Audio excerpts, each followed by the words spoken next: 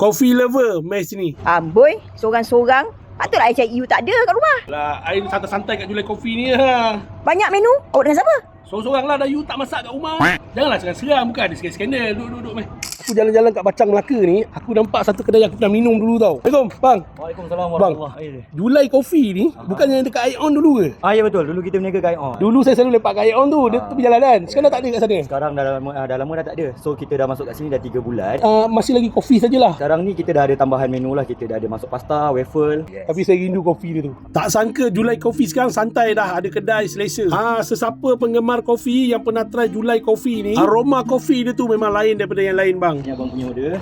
Okey, sampai. Salted caramel. Yang ini ice chocolate macam strawberry. Okey, kopi salted caramel latte. Yang ni pula coklat, yang ni pula strawberry matcha. Kalau kedai-kedai lain kau tengok kan, dia terus letak dalam cup macam ni dengan ais. Tapi yang ni kau boleh simpan dalam peti ais. Boleh bawa balik, tak ada masalah. Belum kau curah dalam ni, oncang dulu bang.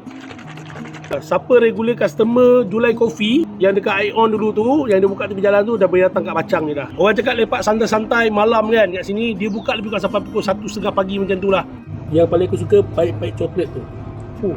Santai bang. Kopi dia memang kau repeat punya lah. Tapi yang paling best menu-menu dia kat sini. Menu dia tak banyak tapi santai. Kau boleh try dia punya pasta-pasta yang best. Waffle dia, garlic bread dengan mushroom dia ni. Dah boleh masuk dalam list lah kat mana kita nak santai malam ni nanti. Ini Jalan Bacang nak ke Giant tau belakang ni. Giant lama tu. Ni Barakat Roti John Asli. Kedai Julai Coffee tu betul-betul kat sini. Santai kan. Dah jom balik. Oh, tak ada lah. Saya nak santai pula. Dah dia pula tersangkut.